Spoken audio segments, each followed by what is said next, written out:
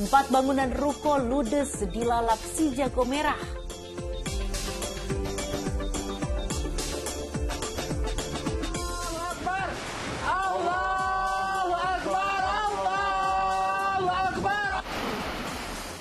Hujan disertai angin kencang mengakibatkan puluhan rumah rusak.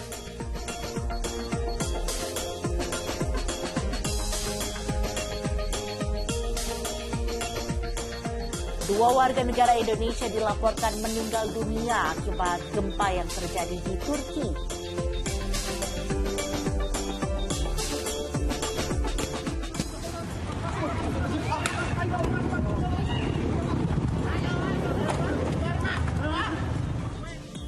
Aksi kelitih atau kejahatan jalanan kembali terjadi di Yogyakarta.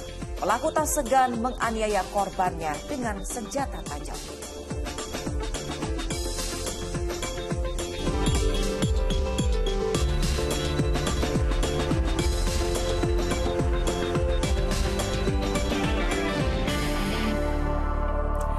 Halo, selamat pagi. Ya, senang sekali saya Wan dan Wiwi Utari. Dan saya Sheila Pelandra akan menemani Anda pada hari ini 9 Februari 2023. Yes, menjelang akhir pekan harus lebih semangat supaya bisa healing ya Sheila ya. Baik, langsung saja kita awal informasi pertama di pagi hari ini. Pemirsa, di mana ada informasi ruko 4 lantai yang dijadikan perkantoran di Gambir, Jakarta Pusat terbakar. Sementara di Malang, Jawa Timur, kobaran api yang diduga berasal dari sebuah rumah makan merambat dan menghanguskan 3 ruko yang berada di sampingnya.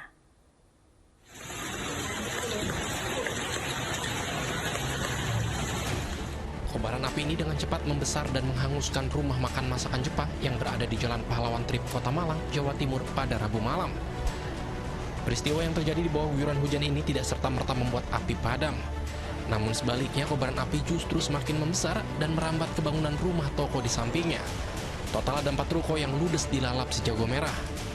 Api akhirnya dapat dipadamkan setelah 7 unit mobil pemadam kebakaran diterjunkan ke lokasi kejadian. Api pertama muncul itu di Iki Japanese. Ya, pertama di logo tulisan itu mungkin karena ornamen di dalam itu kayu semua, akhirnya api membesar dan merembet ke 3 ruko yang lainnya. Sementara itu musibah kebakaran juga terjadi di Jalan Majapahit, Gambir, Jakarta Pusat. Api membakar ruko 4 lantai yang dijadikan perkantoran. Diduga kebakaran berasal dari korsleting listrik. Api baru bisa dipadamkan 1 jam kemudian setelah petugas mengerahkan 10 mobil pemadam. Beruntung tidak ada korban jiwa dalam peristiwa ini, karena pada saat kejadian seluruh karyawan telah pulang. Tim Liputan melaporkan. Amukan si jago merah juga menghanguskan sejumlah rumah di permukiman padat di Gambir, Jakarta Pusat. Ya, warga di sekitar tempat kebakaran sempat panik lantaran api membesar dengan cepat dan merambat ke bangunan lain. 1102. Kobaran api dengan cepat membesar dan melalap rumah yang berada di permukiman padat di Jalan Pembangunan 5 Gambir, Jakarta Pusat, Rabu siang. Bangunan semi permanen serta banyaknya barang yang mudah terbakar membuat amukan si jago merah semakin menjadi. Kepanikan melanda warga yang berada di sekitar lokasi kebakaran karena api merambat ke bangunan lain dengan cepat. Api pertama kali terlihat dari atap salah satu rumah yang terbakar. Diduga api berasal dari kebocoran tabung gas LPG karena terdengar sejumlah ledakan di tengah kebakaran. Namun pihak berwajib masih menyelidiki informasi tersebut. Akibat peristiwa ini, 5 rumah petakan hangus terbakar dan belasan warga kehilangan tempat tinggal mereka. Ya, di informasi lainnya pemirsa, pohon besar di tepi jalan di lapangan Banteng, Jakarta Pusat tumbang Rabu pagi setelah hujan deras disertai angin kencang melanda. Ya, sementara di Ciamis, Jawa Barat, pemirsa, hujan disertai angin kencang mengakibatkan puluhan rumah rusak. Allahu Akbar! Allahu Akbar! Allahu Akbar! Gulungan angin kencang menghantam desa Karangpawitan di Kecamatan Kawali, Kabupaten Ciamis Selasa sore. Warga sempat panik. Astagfirullahaladzim. Subhanallah, la ilaha illallah, subhanallah. Betapa tidak, angin yang datang saat hujan deras turun menerbangkan berbagai benda di sekitar. Awalnya ada petir kecilan, cuma tinggi di atas. Nah, petir tinggi tapi di atasnya, dak. Nah, itu turun hujan. Nah, putaran angin kelihatan putar-putar terus saja di sekitar RW 254 gitu ya. Akhirnya nyambarlah rumahnya itu, pabrik kayu itu panas itu. Angin juga mengakibatkan sejumlah pohon tumbang. Meski hanya berlangsung beberapa menit, Rabu pagi diketahui sedikitnya 33 rumah warga rusak diterjang angin kencang dengan kerusakan terbesar ada pada atap. Warga dibantu petugas mulai memperbaiki kerusakan termasuk membersihkan lingkungan. Di Jakarta, hujan disertai angin kencang juga membuat pohon mahoni setinggi 15 meter di tepi jalan Lapangan Banteng tumbang hingga menutup sebagian ruas jalan Rabu pagi. Sejumlah petugas langsung datang ke lokasi untuk mengevakuasi batang pohon yang tumbang. Diduga pohon tumbang akibat hujan lebat disertai angin kencang yang turun di lokasi sepanjang malam. Selama proses pembersihan pohon yang tumbang, arus lalu lintas di sekitar Lapangan Banteng sempat tersendat. Tim Liputan Indosiar melaporkan. Pemirsa, pohon rengas setinggi 15 meter dan berdiameter 80 cm di aliran Kali Cipinang, Cibubur, Jakarta tumbang menimpa rumah warga. Evakuasi pohon sempat menyulitkan petugas lantaran getah pohon berbahaya bila mengenai kulit. Satgas Pertamanan berupaya mengevakuasi pohon rengas berukuran besar yang tumbang menimpa rumah warga Cibubur, Jakarta Timur pada Rabu siang. Proses evakuasi menyulitkan petugas lantaran pohon setinggi 15 meter ini melintang di tengah Kali Cipinang. Tak hanya itu, getah dari pohon rengas yang berbahaya bila mengenai kulit membuat petugas harus berhati-hati dan menggunakan alat pelindung diri. Pohon tumbang menimpa kamar mandi dan dapur. Beruntung ada turap kali dan tanggul hingga batang bertahan dan tidak sampai menimpa bangunan rumah keseluruhan. Kejadiannya antara kira-kira jam 9 malam. Hari menimpa dapur. Hancur semua itu. Rusaknya parah nggak, Pak? Parah. Waktu kejadian Bapak di mana? Di rumah.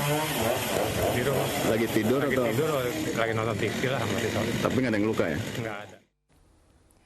Pemirsa, sejumlah warga terdiri dari anak-anak dan wanita dievakuasi petugas menggunakan perahu karet menyusul banjir yang melanda Kota Malang. Sejumlah kawasan terendam banjir karena hujan deras yang terjadi Rabu petang.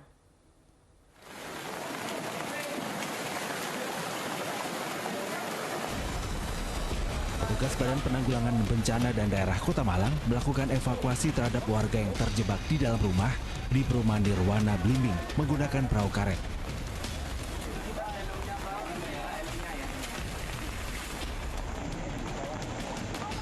Petugas mengevakuasi anak-anak dan wanita ke tempat yang lebih aman. Sementara, warga lain berusaha mengamankan barang berharga yang bisa diselamatkan. Luapan air merendam 30 rumah warga pada Rabu malam. Ketinggian air sempat mencapai lebih dari 1 meter sebelum berangsur surut.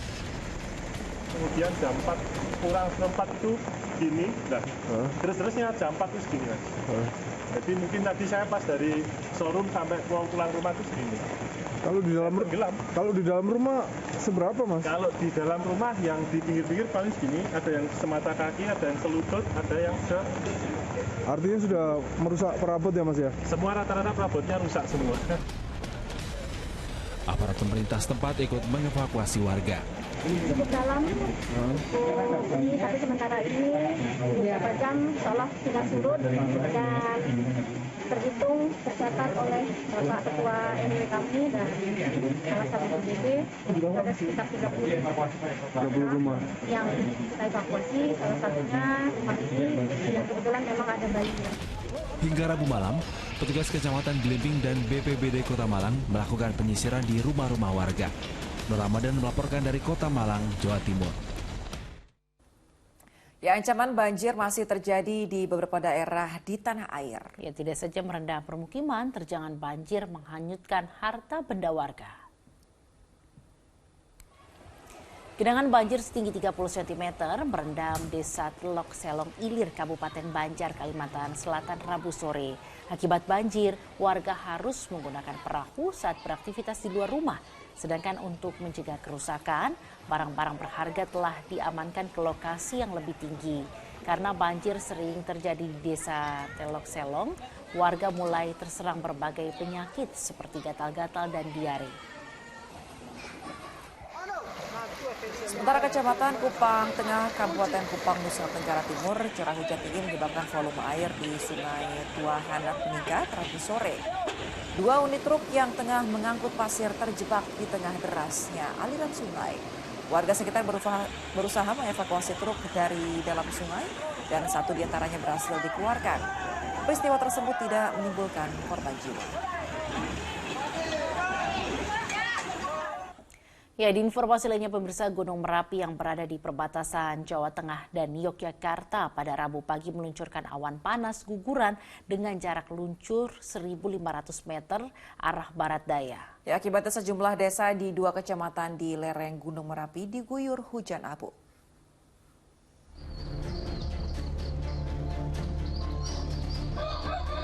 Inilah kondisi Desa Sangop, Kabupaten Boyolali, Jawa Tengah yang terdampak hujan abu Merapi pada Rabu pagi. Meski sudah mereda, sisa abu vulkanis Merapi masih terlihat menempel pada daun tanaman, atap rumah milik warga, serta di jalan.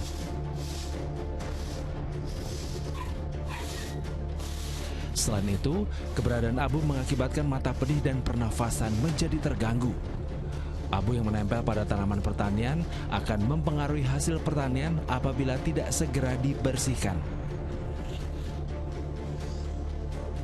Meski diguyur hujan abu, sebagian warga tetap beraktivitas seperti biasa.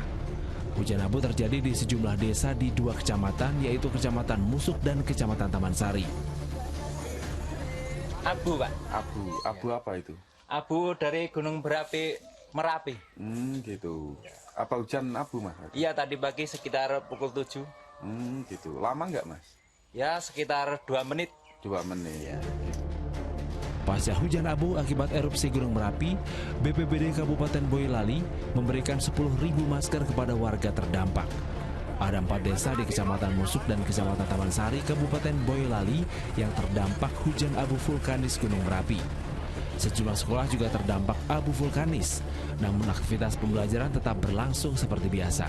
Kita memberikan bantuan berupa masker yang langsung dibagikan ke seluruh warga dan juga anak-anak sekolah karena sangat berdampak, dan kami himbau karena abunya juga tebal, maka selama pelajar maupun pulang sekolah mereka tetap melaksanakan prokes dengan tetap menggunakan masker. Hingga saat ini status Gunung Merapi masih siaga level 3. Petugas mengimbau warga tetap waspada dan menjauhi puncak Merapi di radius 5 km.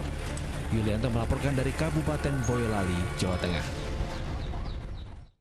Pemirsa, seorang pria tewas terlindas truk bermuatan mobil di Grogol, Petamburan, Jakarta Barat. Ya, kecelakaan lalu lintas tersebut terjadi setelah korban menabrak mobil yang sedang berhenti di bahu jalan. Polisi dibantu sejumlah warga mengevakuasi jenazah pengendara motor yang terlibat kecelakaan lalu lintas di Jalan S. Parman, Grogol, Petamburan, Jakarta Barat, Rabu siang. Peristiwa terjadi ketika korban yang berkendara dari arah Grogol menuju Tamburan hilang kendali setelah menabrak sebuah mobil SUV yang tengah berhenti di bahu jalan. Korban seketika jatuh ke jalan dan terlindas truk bermuatan mobil yang melaju di belakang pengendara motor tersebut. Ya, usai kumandang azan subuh untuk wilayah ibu kota DKI Jakarta dan sekitarnya, kami akan hadir dengan sejumlah informasi menarik lainnya. Ya, di antaranya ada informasi 2 warga negara Indonesia dilaporkan meninggal dunia akibat gempa yang terjadi di Turki. Tetaplah bersama kami di Fokus Pagi.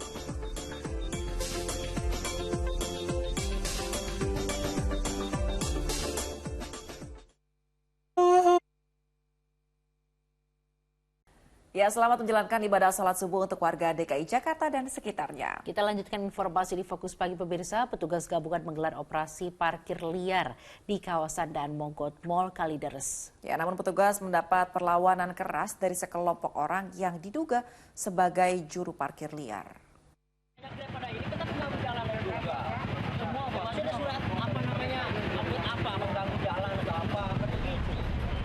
Cekcok mulut seketika terjadi antara petugas gabungan Sudinhub Jakarta Barat bersama TNI Polri dengan sejumlah juru parkir liar di kawasan Kalideres, Jakarta Barat. Keributan terjadi ketika mereka menolak razia parkir liar. Bahkan salah satu juru parkir mengacungkan senjata tajam celurit untuk melawan petugas. Takut membahayakan petugas, sontak pelaku langsung dilumpuhkan dan kemudian diamankan dari lokasi. Dari juru parkir liar itu mengeluarkan senjata tajam berupa celurit. Untuk itu dihalau oleh teman kita dari Nasdem juga dan anggota Sudin, direbut senjata tersebut dan kemudian diamankan orang tersebut oleh Propos ya. Dari razia ini petugas mengangkut 8 motor yang parkir sembarangan. Petugas juga memasang sejumlah beton barier di sekitar lokasi. Jayadi melaporkan dari Jakarta. Mendapatkan teror dari sekelompok kriminal bersenjata di distrik Paro, Kabupaten Nduga, Papua Pegunungan, 15 pekerja bangunan dievakuasi oleh Satgas Damai Cartens. Usai dievakuasi, mereka dibawa ke Rumah Sakit Umum Daerah Timika untuk menjalani pemeriksaan kesehatan.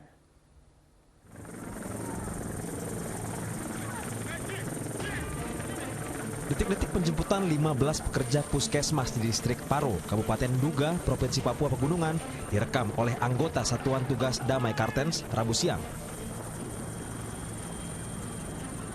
Para pekerja dijemput karena sering mendapatkan teror dari kelompok kriminal bersenjata pimpinan Egyanus Kogoya.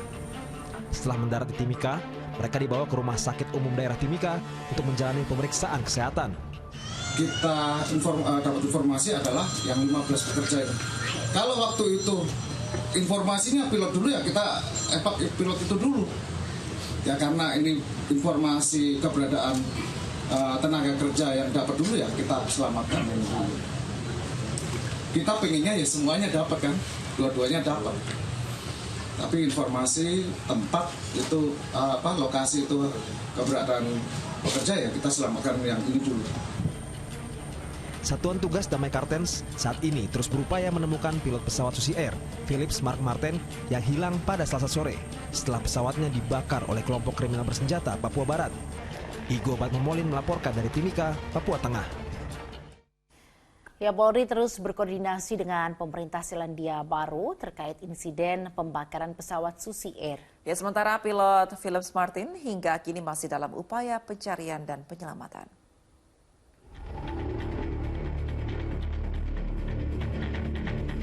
Petugas gabungan berhasil mengevakuasi 5 penumpang pesawat dan 15 pekerja di distrik Paro menyusul adanya teror dari kelompok kriminal bersenjata. Sementara pilot Philip Martin, warga Selandia Baru, hingga kini masih dalam pencarian karena tidak terevakuasi bersama penumpang dan para pekerja. Petugas gabungan terus berupaya untuk mencari dan menyelamatkan pilot Susi Air setelah pesawat dibakar kelompok kriminal bersenjata Selasa kemarin. Kita sudah bicara dengan beberapa, khususnya New Zealand sendiri, bahwa serahkan kepada kita dan kita akan ambil langkah-langkah penyelamatan terhadap pilot dari Susi Air yang saat ini sedang. Untuk penumpang sendiri Pak gimana Pak? Untuk pencarian, untuk penumpang saat ini semuanya sudah bisa diamankan, sudah bisa dievakuasi.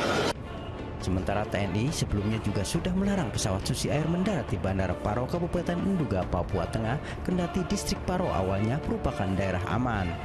Dengan adanya insiden pembakaran pesawat, Panglima segera menambah personil untuk berjaga di distrik tersebut.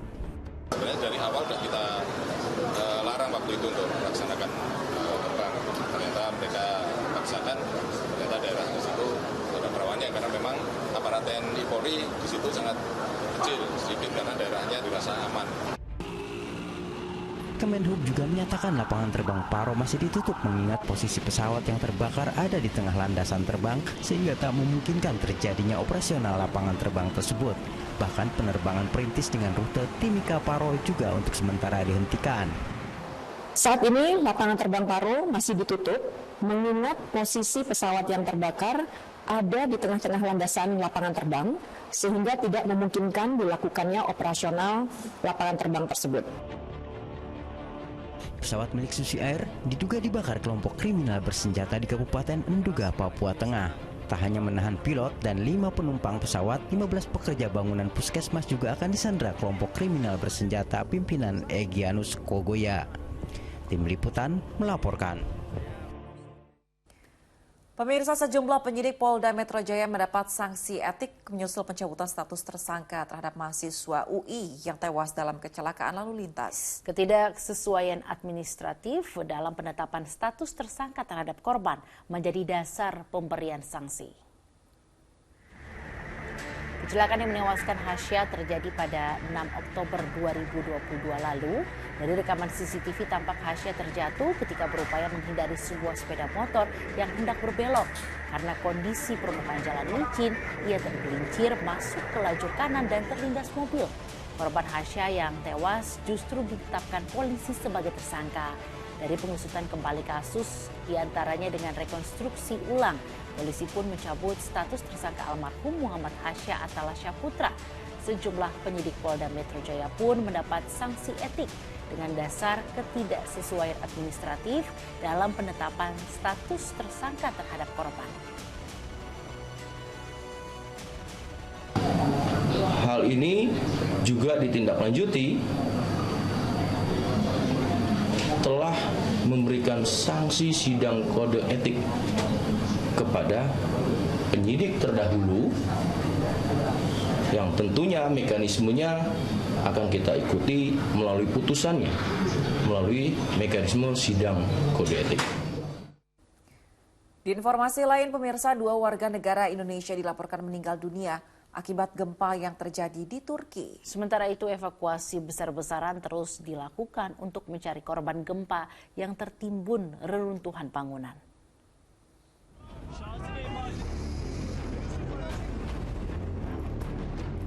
Seorang anak balita ditemukan selamat di balik reruntuhan bangunan apartemen di kota Kahramanmaraş, Turki, Rabu dini hari. Setelah melakukan berbagai cara, tim SAR akhirnya bisa mengeluarkan anak berumur 3 tahun itu dan membawanya ke ambulans untuk mendapatkan pertolongan pertama. Pencarian tim gabungan dari berbagai negara di sejumlah daerah terdampak gempa di Turki semakin intensif dilakukan. Meski banyak ditemukan korban selamat, hingga Rabu malam, temuan korban tewas akibat gempa mencapai lebih dari 8.500 jiwa. Korban diprediksi bakal terus bertambah lantaran upaya penyelamatan terkendala badai salju musim dingin yang tengah melanda. Sementara itu, tim KBRI Ankara yang dipimpin oleh Dubes RI untuk Turki lalu Muhammad Iqbal Selasa malam sudah mengevakuasi 123 orang dari 5 titik gempa paling terdampak. Rabu pagi, 104 warga negara Indonesia dari Kahramanmaraş, Gaziantep, Adana, dan Hatay sudah menempati Wisma Duta RI. Sebagian besar di antaranya adalah mahasiswa. Gempa itu sangat kencang dan saya dan teman saya panik dan langsung bangun membawa HP saya dan tidak sempat membawa barang-barang lain. Dan setelah itu saya langsung keluar bergegas dari apartemen saya gitu bersama teman saya. Dan ketika itu teman saya kakinya terluka dan alhamdulillahnya sekarang sudah dievakuasi oleh KBRI dan sekarang bermalam di Wisma KBRI Ankara gitu. KBRI di Ankara juga melaporkan jika 2 warga negara Indonesia atas nama Nia Marlinda dan anak yang berusia 1 tahun meninggal dunia akibat gempa di Kahramanmaraş. Suami perempuan asal Bali yang berkeluarga negaraan Turki juga dilaporkan meninggal dunia. Gempa dengan magnitudo 7,8 mengguncang sejumlah wilayah Turki Tenggara dan Suriah pada hari Senin. Gempa susulan dengan magnitudo 7,5 juga terjadi dan memperparah kerusakan. Hingga Rabu malam, 11.200 jiwa ditemukan tewas di Turki dan Suriah. Tim Liputan melaporkan. Usai jeda, Fokus Pagi segera kembali pemirsa dengan informasi aksi kelitih atau kejahatan jalanan kembali terjadi di Yogyakarta. Pelaku tak segan menganiaya korbannya dengan senjata tajam. Informasi lengkapnya akan disampaikan oleh rekan saya, Wanda Dwi Utari, sesaat lagi di Fokus Pagi.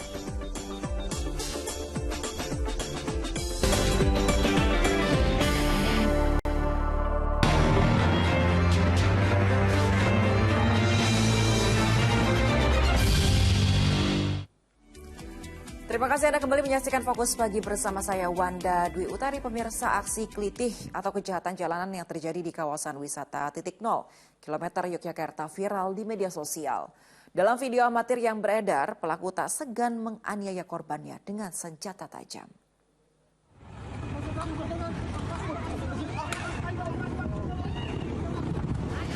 detik-detik menegangkan saat aksi kelitih atau kejahatan jalanan terjadi di kawasan wisata titik 0 km Yogyakarta, Rabu dini hari. Dalam video amatir tampak beberapa pelaku mengendarai sepeda motor mengeroyok korban yang saat itu berboncengan motor dengan temannya. Pelaku bahkan sempat mengayunkan senjata tajam ke arah korban.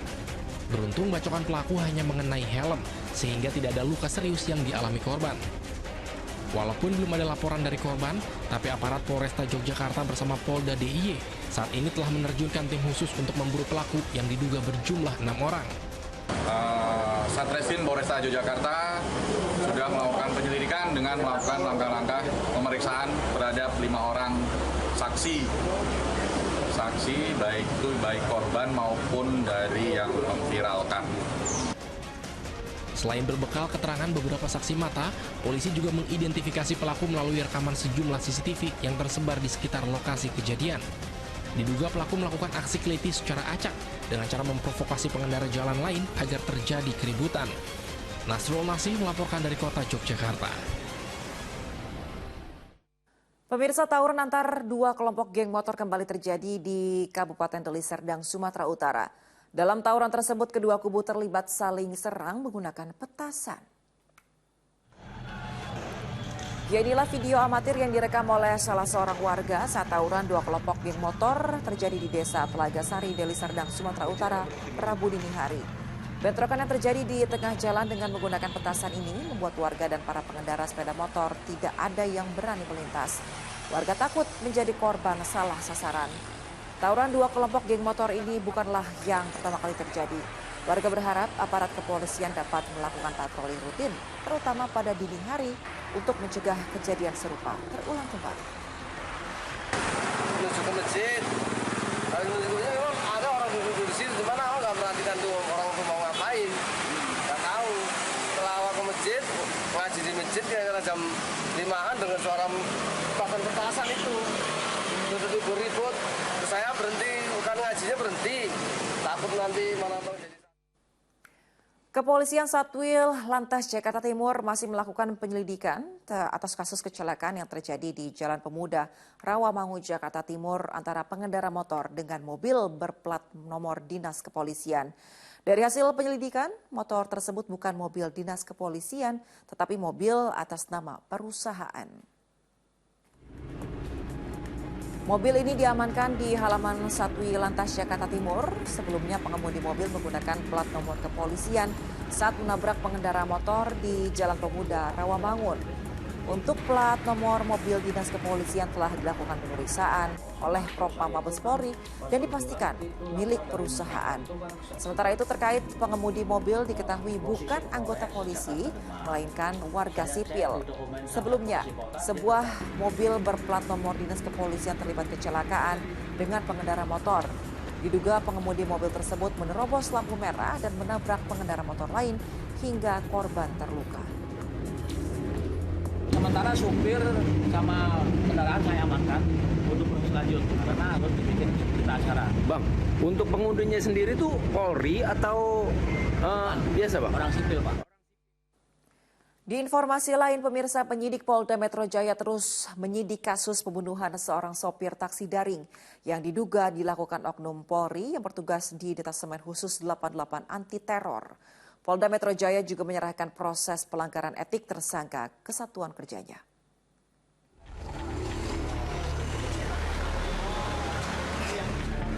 Tangis Rusdi Masna Asmita, istri Sony Rizal Taihitu pecah di Polda Metro Jaya. Wanita ini meminta penyidik Polda Metro Jaya untuk memberikan perkembangan penyidikan kasus perampokan disertai pembunuhan suaminya yang diduga dilakukan oleh oknum Densus 88 Anti Teror Polri, Bribda HS. Tersangka telah ditangkap pada 23 Januari lalu. Akan memberitahukan untuk reka ulang, tapi sampai kami menunggu tidak ada kabar berita dari sini, sehingga saya merasa karena kami orang susah, kami orang tidak mampu, ataupun karena tidak ada pelaporan dari saya, sehingga masalah ini disepelekan seperti itu. Penyidik di Ditreskrimum Polda Metro Jaya sendiri masih terus menyidik kasus ini dan telah menangkap tersangka Bribda HS. Banyak pertanyaan terkait dengan kode etik. Kode etiknya tentu diserahkan kepada satuan kerja yang bersangkutan. Kemudian juga untuk hal ini Polda Metro Jaya telah melakukan langkah-langkah proses penyidikannya. Motif ekonomi yang diduga melatar belakangi pembunuhan korban masih terus didalami oleh penyidik. Sebelumnya, jasad Sony Rizal Taihitu berusia 60 tahun ditemukan tergeletak bersimbah darah usai ditikam oleh penumpang yang hendak merampoknya di Jalan Nusantara, Cimanggis, Depok, Jawa Barat pada 23 Januari lalu. Polres Depok dan Polda Metro Jaya akhirnya meringkus Bribda HS setelah kartu tanda anggota tertinggal di mobil korban. Muhammad Nur melaporkan dari Jakarta. Pemirsa, polisi membekuk pasangan suami istri yang membunuh pria di saluran irigasi Karawang, Jawa Barat. Setelah diselidiki, pembunuhan tersebut berlatar belakang sakit hati. Teka-teki mayat di saluran irigasi Desa Dawuan, Kecamatan Cikampek, Karawang, Jawa Barat akhirnya terkuak. Polisi membekuk 2 pelaku yang merupakan pasangan suami istri di Sragen, Jawa Tengah. Penangkapan keduanya berbekal petunjuk luka di tubuh korban, barang bukti di lokasi dan CCTV di jalur tol. Pembunuhan ini berlatar belakang sakit hati. Tersangka wanita yang diduga menjalin asmara dengan korban kesal. Pasalnya korban justru diduga berselingkuh dengan wanita lain. Sementara tersangka pria emosi dengan korban karena ia menghalangi keinginan rujuk dengan istrinya.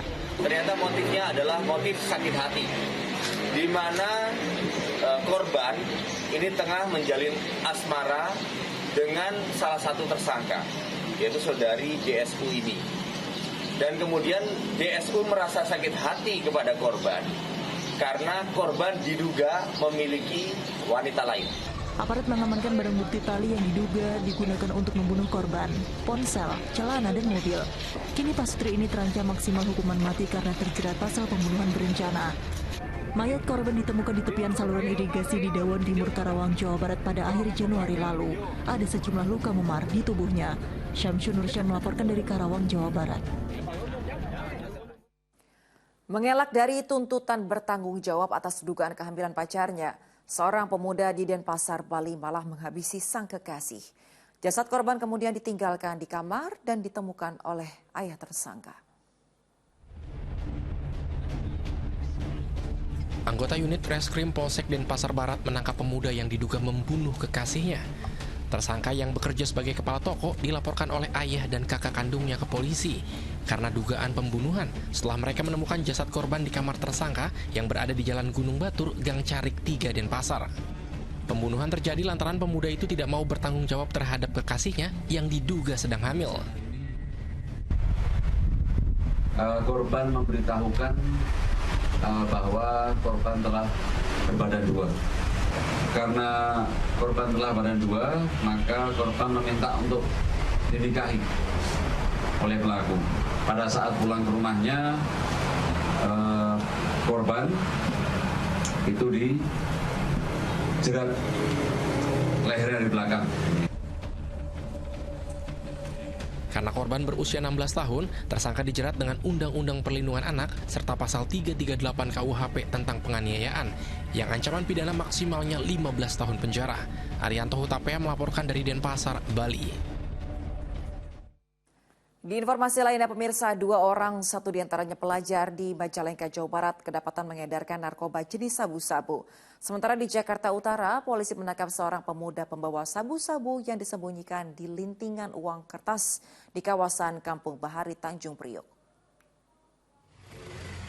Karena tingkahnya mencurigakan, tim presisi Polres Jakarta Utara langsung mengamankan seorang pemuda di kawasan Kampung Bahari, Tanjung Priok. Bahkan pria ini sempat berupaya kabur dan membuang sesuatu ke atas genting warga. Ternyata barang yang dibuang berupa lintingan uang kertas 2000-an dan di dalamnya berisi paket kecil sabu-sabu. Untuk pemeriksaan lebih lanjut, pemuda warga Pademangan ini diserahkan ke Sat Narkoba Polres Jakarta Utara. Sementara petugas Polres Majalengka, Jawa Barat menangkap 2 orang pemakai sekaligus pengedar ganja. 1 diantaranya berstatus pelajar SMK dan memiliki senjata api. Polisi meringkus keduanya di sebuah rumah indekos di kawasan Sumberjaya. Dari tangan tersangka, polisi menyita barang bukti 4 paket ganja kering, sepucuk senjata api jenis pistol airsoft gun, serta atribut kelompok geng motor. Dugaan penganiayaan bocah balita berusia 3 tahun oleh ibunya sendiri di Cakung, Jakarta Timur didalami petugas kelurahan.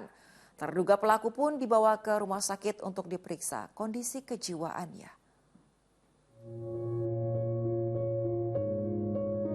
Dugaan penganiayaan terhadap seorang bocah 3 tahun warga Kampung Rawatrate, Cakung, Jakarta Timur bermula saat warga sekitar melihat sang bocah memiliki banyak bekas luka di sekujur tubuh, seperti luka bekas cakaran, pukulan, hingga cubitan. Seorang tetangga lalu bersaksi kerap menyaksikan sang bocah jadi sasaran kemarahan ibunya saat ayahnya yang bekerja sebagai sopir bus tidak di rumah. Dipukul gitu seringkali. Itu dia habis mandi di sini sampai ditarik-tarik ke sana. Oh, ditarik. Ditarik gitu si kan. Anaknya itu. Ditarik. Kenapa Pak kata ditarik itu? Mungkin dia kesel, saya juga nggak ngerti gimana itunya, tapi dia kayaknya kayak benci banget. Menerima laporan warga, petugas gabungan lalu mendatangi lokasi untuk memeriksa sang ibu berinisial M 23 tahun dan bocah balitanya. Petugas mendapati banyak luka lebam di sekujur tubuh bocah.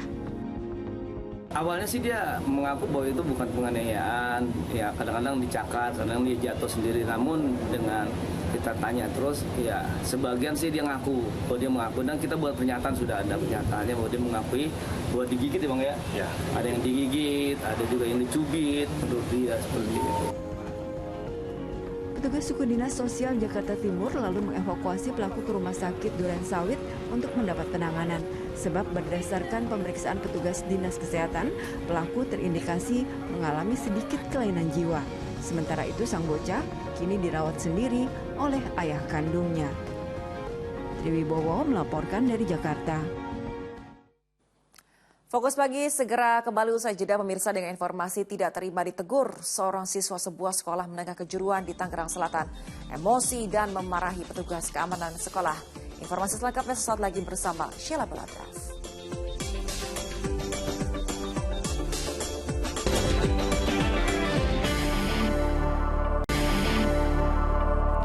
Ya, Anda kembali di Fokus Pagi bersama dengan saya Sheila Baladraf. Pemirsa, 8 jam lebih tol Jatikarya Cimanggis Cibitung lumpuh total. Rabu petang tol beroperasi kembali setelah sejumlah pihak mendapatkan kabar akan adanya pembayaran terhadap ahli waris dalam waktu secepatnya.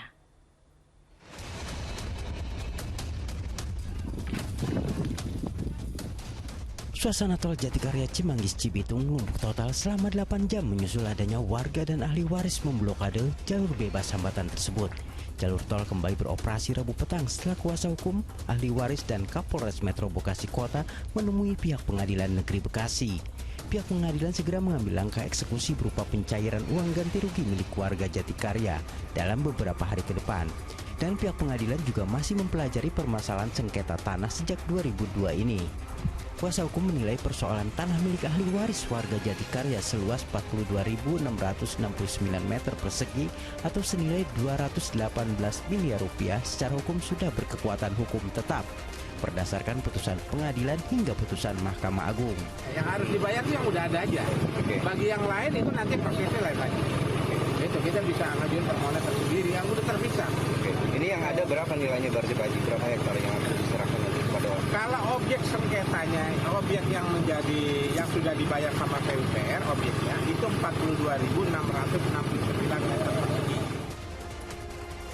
Sementara itu, pihak kepolisian harus berjibaku membersihkan sisa sampah dan memindahkan barrier berbahan beton ke tempat awal agar kendaraan bisa kembali melintasi tol Jatikarya 2 Cimanggis Cibitung ini. Artinya apa yang mereka alami dan sebagainya kan masih dalam proses hukum, dalam kajian, dan untuk ditindaklanjuti sesuai dengan kewenangan instansi terkait yang ada, ya, baik uang konsinyasi maupun yang lain-lainnya. Hingga saat ini belum ada keterangan dari pihak pengelola tol Jatikarya 2 atau Cimanggis Cibitung Tollways. Awang Darmawan melaporkan dari Bekasi, Jawa Barat. Tidak terima ditegur, seorang siswa sebuah sekolah menengah kejuruan di Kelurahan Pondok Jagung, Tangerang Selatan emosi dan memarahi petugas keamanan sekolah.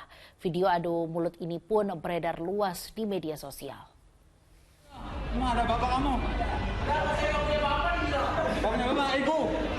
Dalam video amatir, seorang siswa dan petugas keamanan sekolah yang sudah tersulut emosi terlibat adu mulut di dalam kelas.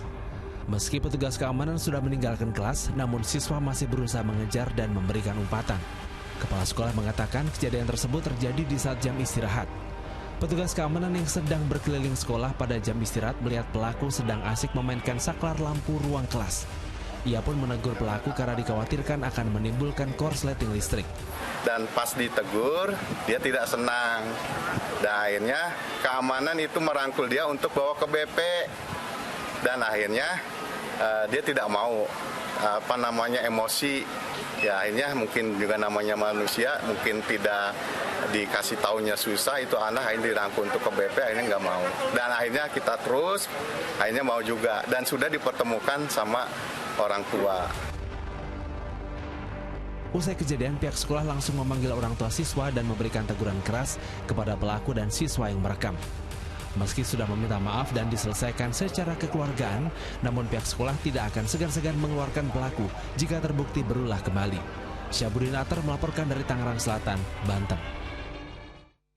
Diduga lalai dalam melakukan tindakan medis hingga mengakibatkan jari bayi terpotong, seorang perawat rumah sakit di Palembang berurusan dengan polisi setelah sang perawat ditetapkan sebagai tersangka. Pemerintah Kota Palembang mendesak seluruh rumah sakit membenahi pelayanan agar peristiwa serupa tidak terulang kembali.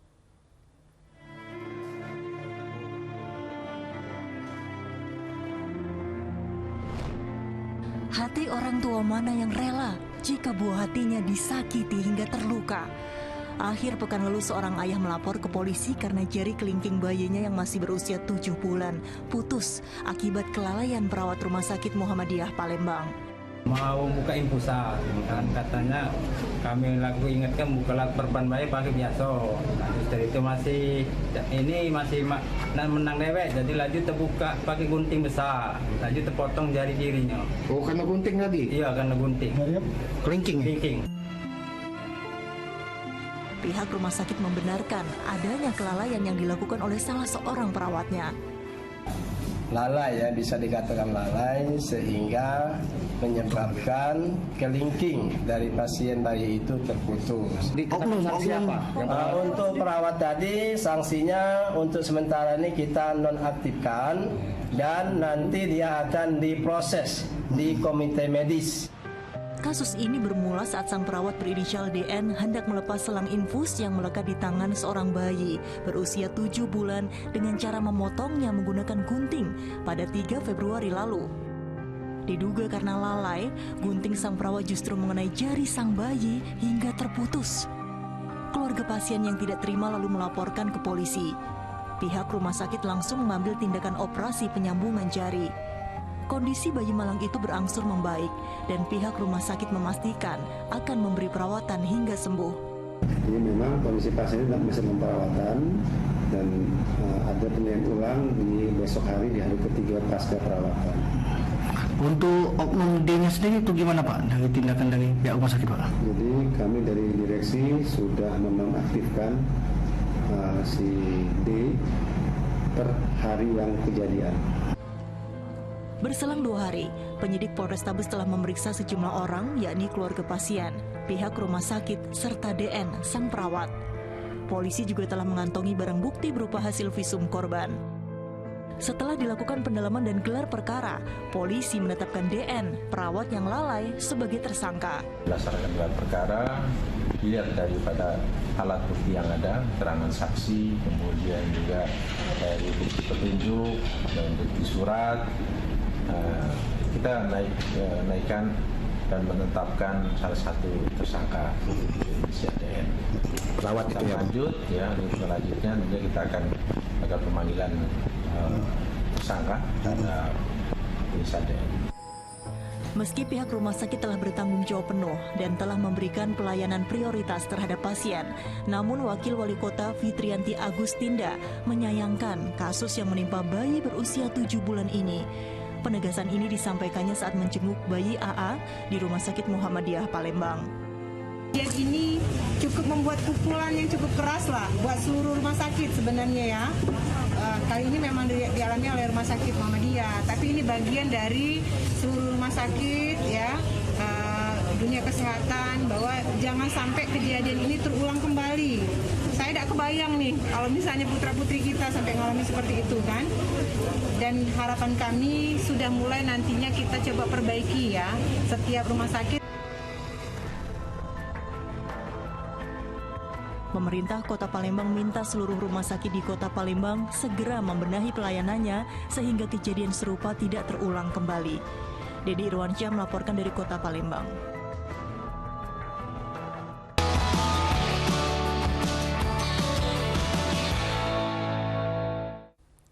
Kelangkaan minyak kita masih terjadi di sejumlah daerah di tanah air. Di Pasuruan, Jawa Timur, pedagang yang memiliki stok menjual dengan harga di atas harga eceran tertinggi. Sementara di Kota Banjarmasin, Kalimantan Selatan, harga minyak kita Rp17.000 per kemasan 1 liter. Kurangnya pasokan dari agen menyebabkan harga minyak kita di sejumlah pasar tradisional di Kota Banjarmasin, Kalimantan Selatan melonjak tajam. Jika sebelumnya harga eceran tertinggi hanya Rp14.000, saat ini pedagang menjualnya Rp16.000 hingga Rp17.000 untuk kemasan 1 liter. Pedagang beralasan melonjaknya harga minyak kita karena pasokan yang terbatas. Kita saat ini jualannya sebelumnya kita jual Rp14.000, berhubung barangnya kosong dan terbatas, terpaksa kami jual harga Rp17.000. Sulitnya mendapatkan minyak kita juga terjadi di sejumlah pasar di Kota Pasuruan, Jawa Timur. Pedagang mengaku membeli dari agen seharga Rp14.000 hingga Rp15.000 dan menjual kembali Rp16.000. Mahalnya harga minyak bersubsidi tersebut dikeluhkan warga dan berharap harga minyak kita kembali turun. Di Pasar Kebayoran Lama, Jakarta Selatan, pedagang jarang menjual minyak kita. Minyak kita yang dijual pun merupakan stok lama. Naiknya harga minyak kita dikeluhkan konsumen. Harga minyak bersubsidi itu telah mencapai Rp16.000 dan tentu memberatkan warga. Ini saya belinya Rp14.000, sekarang udah Rp16.000. Kan lumayan. Naik ya. Lumayan Rp2.000. Lumayan banget. Iya benar. Kementerian Perdagangan didesak agar kembali menambah pasokan minyak kita di pasaran agar harganya kembali normal. Tim Liputan melaporkan. Pemirsa, Indosiar terus berbagi kebahagiaan di hari ulang tahunnya yang ke-28. Selain menraktir warga makan gratis, Indosiar juga memberi modal usaha bagi pedagang.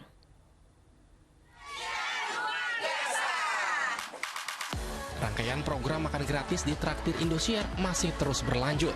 Kali ini hadir di Pekanbaru Riau pada Rabu pagi. Warung sarapan pagi milik Ibu Diah Rodiah yang berada di Jalan Hang Tuah diborong Indosiar untuk dibagikan ke warga. 3 jenis menu sarapan yang disajikan yakni bubur ayam, ketupat, dan soto. Tak sampai 2 jam ludes di serbu warga. Pokoknya Indosiar peduli lah ya, pagi-pagi udah dapat sarapan gratis. Peduli sama warga sini lah, alhamdulillah. Pokoknya bantulah banyak nih yang dapatkan. Itulah top lah Indosiar, makin maju. Tidak hanya warga yang senang, pemilik warung juga turut bahagia karena mendapat tambahan modal usaha sebesar Rp2,8 juta dari Indosiar. Kami terharu atas kedatangan Indosiar ke warung kami dan memborong dagangan kami, dan juga terima kasih juga Indosiar telah memberi kami bantuan untuk modal usaha. Indosiar luar biasa. Kebahagiaan warga dengan hadirnya program makan gratis di Traktir Indosiar juga dirasakan masyarakat di Kota Jambi. Warung sarapan sederhana yang menjual lontong dan nasi gemuk diserbu warga karena ditraktir Indosiar. Alhasil 90 porsi yang disajikan ludes dalam waktu singkat. Disiapkan mungkin sekitar 90 lah. 90 ya. Biasanya jam berapa habis ini? Biasanya sekitar jam 11 udah habis. Tapi sekarang? Sekarang lebih cepat jam 8 aja udah habis. Kebahagiaan pemilik warung juga semakin bertambah karena selain makanannya diborong, ia juga berhak menerima uang tunai sebesar Rp2,8 juta untuk tambahan modal usaha. Program makan gratis di Traktir Indosiar dan pemberian modal usaha ini diharapkan dapat membantu warga dan pedagang di masa sulit pasca pandemi. Tim Liputan melaporkan. 9 pemain timnas Indonesia U20 belum bergabung ke pemusatan latihan sebagai persiapan Piala Dunia U20. Informasi lengkapnya sesaat lagi di Fokus Pagi.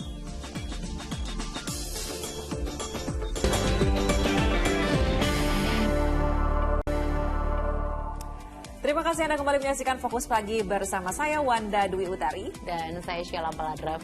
Pemirsa, tolak rencana penerapan jalan berbayar atau electronic road pricing, ratusan pengemudi ojek daring melakukan unjuk rasa di gedung Balai Kota DKI Jakarta. Ya, para pengemudi ojek daring mengaku resah dengan rencana penerapan ERP yang dianggap akan menyulitkan beban hidup mereka.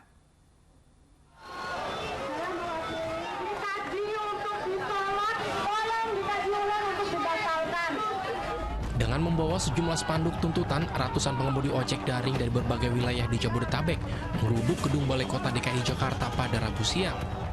Kedatangan mereka untuk meminta Pemprov DKI Jakarta membatalkan rencana penerapan jalan berbayar atau electronic road pricing di 25 ruas jalan ibu kota. Para pengemudi ojek online mengaku resah dengan rencana penerapan ERP yang dianggap akan menyulitkan beban hidup mereka. Kita harus turun aksi, kita harus peduli, karena yang kita bela bukan hanya ojek online. Yang kita bela adalah teman-teman yang terkena dampaknya, baik itu pekerja, buruh, semua yang pakai motor yang lalu lalang di DKI Jakarta. Aksi unjuk rasa yang dilakukan ratusan pengemudi ojek online di depan gedung Balai Kota DKI pada Rabu sore mendapat tanggapan dari Kepala Dinas Perhubungan DKI Jakarta, Syafrin Liputo. Ditemani oleh Kepala Satpol PP DKI Jakarta, Arifin, keduanya naik ke atas mobil orasi untuk menemui para pengemudi ojek daring. Rancangan peraturan daerah sudah berada di DPRD. Nah, DPRD-nya turun di sini. Turun duduk baik-baik sama kita. Dengan Bapak. Bukan DPRD. Setelah ditarik, Syafrin mengaku akan kembali melakukan kajian secara komprehensif terkait penerapan ERP di 25 ruas jalan ibu kota. Abdul Haris melaporkan dari Jakarta. Pemirsa, diduga menyebabkan gagal ginjal akut, 3 jenis obat Siropraksion dihentikan sementara peredarannya. Sementara BPOM memastikan obat sirop yang dikonsumsi 2 pasien anak yang mengalami gagal ginjal akut di Jakarta aman untuk dikonsumsi. Kasus baru gagal ginjal akut pada anak kembali ditemukan di DKI Jakarta. Dari 2 kasus yang dilaporkan, 1 pasien yang merupakan bayi berusia 13 bulan meninggal dunia. Sementara 1 pasien lagi masih menjalani perawatan intensif di rumah sakit. Pasien tersebut meninggal dunia setelah mengkonsumsi obat pereda nyeri dan demam jenis sirup. Namun dari hasil penyelidikan BPOM, obat yang dikonsumsi pasien itu dipastikan aman. Dari 500 sampel obat sirup, hasilnya telah memenuhi persyaratan ambang batas asupan harian, sehingga aman digunakan sepanjang sesuai aturan pakai atau petunjuk dokter. 500 produk yang sudah melewati verifikasi tentang mutu dan keamanannya dan sudah bisa digunakan oleh masyarakat, sehingga masyarakat dapat memperoleh akses obat-obat sirup yang memang sudah kita lakukan review dan kita lakukan verifikasi. Sementara itu, Dinas Kesehatan Kota Tangerang Selatan Rabu siang melayangkan surat edaran ke seluruh fasilitas kesehatan dan apotek untuk menghentikan sementara produksi dan distribusi 3 jenis obat sirup Praxion. Hal ini menindaklanjuti pernyataan BPOM RI pada 6 Februari lalu tentang ditemukannya kandungan zat berbahaya yang diduga menyebabkan gagal ginjal akut pada obat sirup tersebut. Informasi yang sudah beredar bahwa Pengawas Obat dan Makanan RI melakukan penarikan obat sediaan sirup Praxion yang diduga mengakibatkan gagal ginjal. Para tenaga kesehatan maupun dokter untuk sementara tidak meresepkan obat sediaan sirup dari merek Praxion ini. BPOM juga mengimbau kepada masyarakat agar berhati-hati saat membeli obat. Pastikan membeli obat di tempat resmi seperti apotek atau fasilitas pelayanan kesehatan. Tim Liputan melaporkan. Pemirsa, memasuki musim pancaroba, teror ular melanda warga di sejumlah wilayah. Ya, di Tangerang, Banten, petugas mengevakuasi 2 ekor ular sanca di saluran air. Sementara di Boyolali, Jawa Tengah, ular sanca dievakuasi petugas di 2 lokasi berbeda.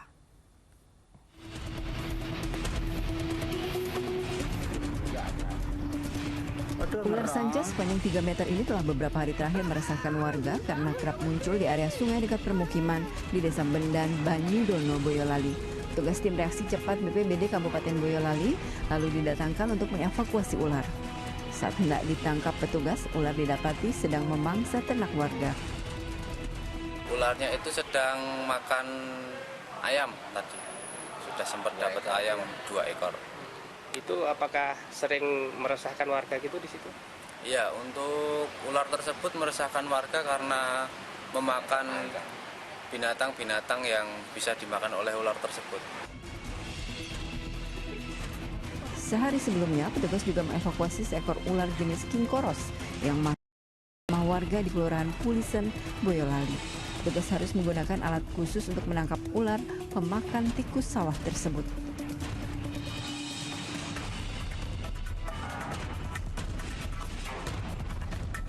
Di Tangerang, Banten, seekor ular sanca sepanjang 3 meter muncul di saluran air depan pintu gerbang sekolah PAUD di Jalan Karya warga Sangyang.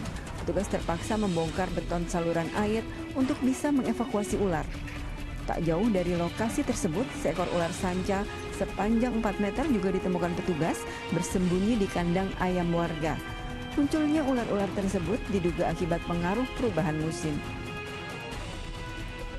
Memang durasi hujan cukup ya kita alami di Priuk dan sekitarnya, dan ular-ular ini muncul setelah hujan reda.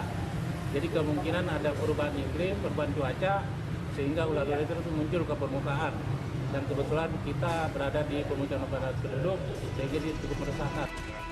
Diduga ular-ular keluar dari tempat persembunyian mencari makan dan tempat yang hangat. Selanjutnya petugas membawa ular ke Mako BPBD setempat untuk nantinya diserahkan ke komunitas pecinta reptil menjalani proses rehabilitasi sebelum dilepas liarkan ke habitat aslinya. Tim Liputan Indosiar melaporkan. Di informasi lain, pemirsa, 9 pemain Timnas Indonesia U20 belum bergabung ke pemusatan latihan persiapan Piala Dunia U20. PSSI kini terus berkomunikasi dengan klub yang belum melepas pemainnya ke tim nasional. Tim nasional U20 asuhan pelatih Sinteyong menggelar latihan persiapan Piala Dunia U20 di lapangan C Gelora Bung Karno. Dari 30 pemain, baru 21 pemain yang tampak sudah bergabung ke pemusatan latihan. 3 pemain Persib Bandung Rabu malam sedianya bergabung dalam pemusatan latihan.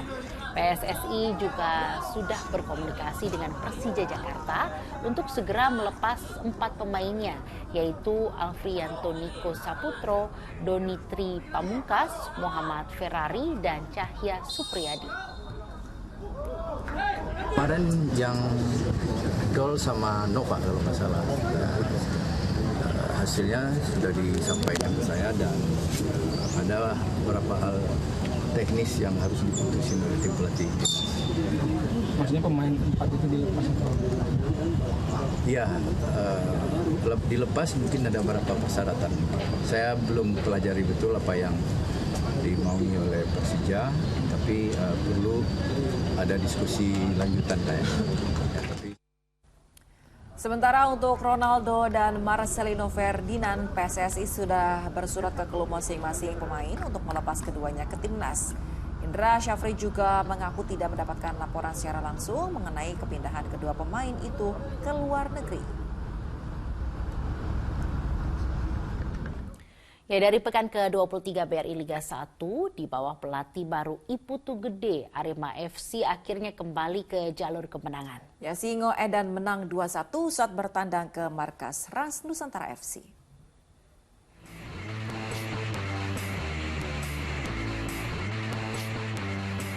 Arema FC berhasil memutus rentetan 5 kekalahan beruntun usai menundukkan Ras Nusantara FC 2-1 di Stadion Pakansari Kabupaten Bogor Rabu sore.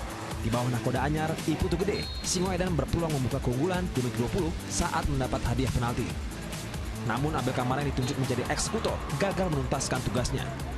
Arema justru harus tertinggal terlebih dahulu ketika babak kedua baru berjalan 2 menit. Iksan Nul Zikrak yang menerima umpan Edo Febriansyah sukses menaklukkan kiper Teguh Amiruddin. Tak butuh waktu lama, 7 menit berselang, tim tamu menyamakan skor lewat kaki Dedik Setiawan. Dedik Setiawan kembali jadi mimpi buruk bagi Ras Nusantara. Pemain asal Malang itu mencetak gol keduanya pada laga ini usai menerima sodoran Ilham Udin Armain.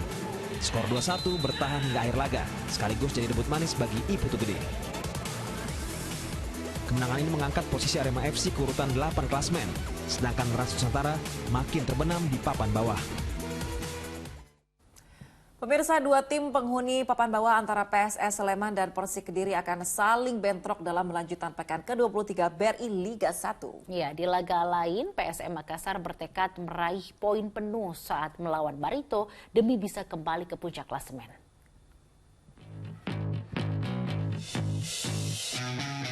Ambisi untuk kembali ke puncak klasemen diusung PSM Makassar saat menghadapi tamunya Barito Putra dalam lanjutan BRI Liga 1 pekan ke-23 di Gelora B.J. Habibie, Parepare, Sulawesi Selatan, Kamis sore. Juku Eja yang saat ini berada di urutan ketiga hanya terpaut 1 angka dari Persib Bandung di urutan teratas. Apalagi tampil di kandang sendiri, harusnya bisa menjadi kans bagus bagi Juku Eja untuk meraih kemenangan.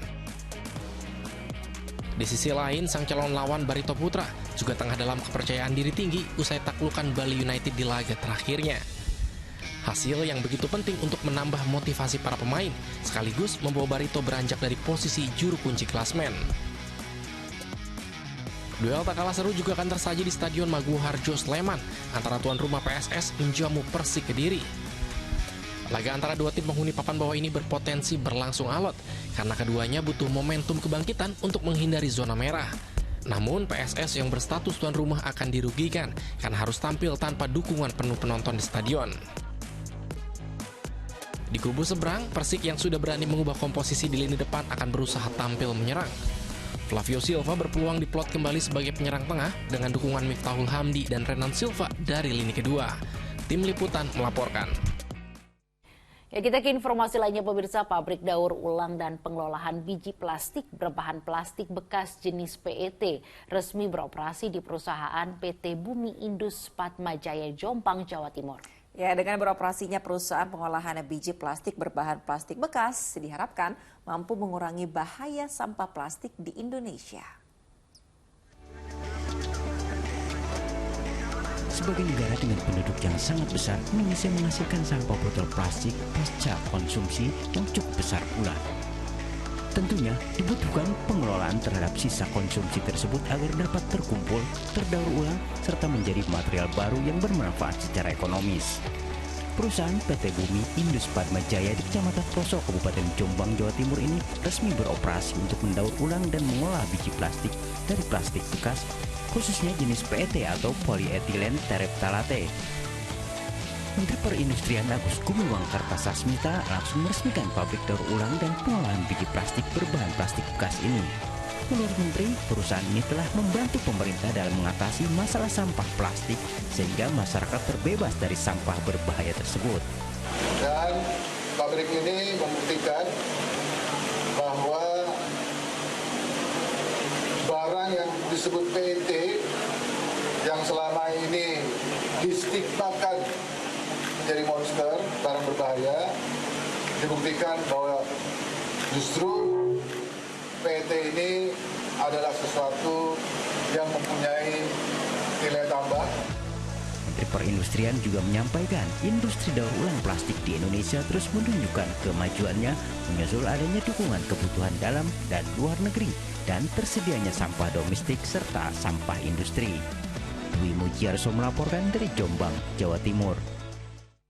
Ya, pemirsa, laporan tadi sekaligus menutup kebersamaan kita dalam Fokus Pagi hari ini. Usai Fokus Pagi, jangan lewatkan untuk menyaksikan program Panggilan.